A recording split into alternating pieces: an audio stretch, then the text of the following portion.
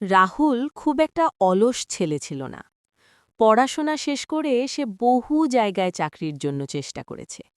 কখনো ইন্টারভিউয়ে ফেল করে, আবার কখনো রেফারেন্স নেই বলে বাদ পড়েছে। ধীরে ধীরে মাসের পর মাস কেটে গেছে।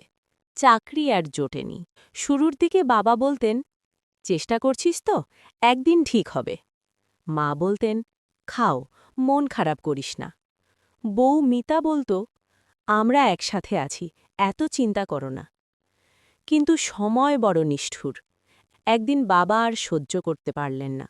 সকালবেলা খবরের কাগজ নামিয়ে রেখে বললেন, এই বয়সে ছেলের বোঝা টানতে হবে ভাবিনি, পাড়ার লোক কি বলে জানিস? মা চুপ করে থাকলেও মুখের ভাষা বদলে গিয়েছিল।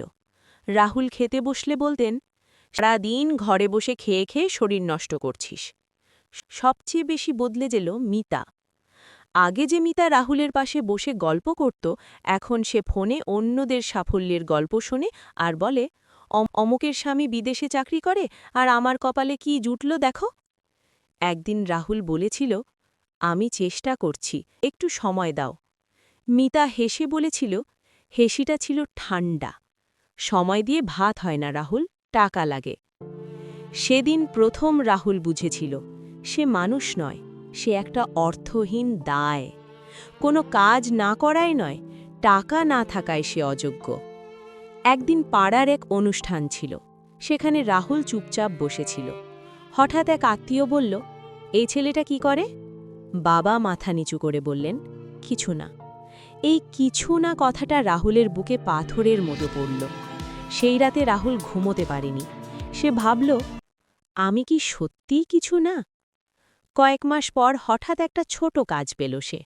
খুব বড় নয়, খুব সম্মানেরও নয়, কিন্তু টাকা আসে।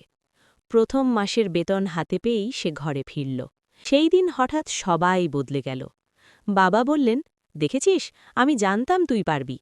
মা বললেন, আমার ছেলেটা খুব কষ্ট করেছে। মিতা হাসি মুখে বলল, তুমি না থাকলে আমি কি করতাম বলো? রাহুল চুপ করেছিল, কারণ সে বুঝে গেছে, ভালোবাসা ফিরে আসেনি, টাকা ফিরে এসেছে। সেদিন আয়নার সামনে দাঁড়িয়ে রাহুল নিজেকে বলেছিল, এই পৃথিবীতে মানুষকে ভালো হতে হলে আগে টাকা হতে হয়। টাকা না থাকলে চরিত্র, চেষ্টা, কষ্ট সবই মূল্যহীন।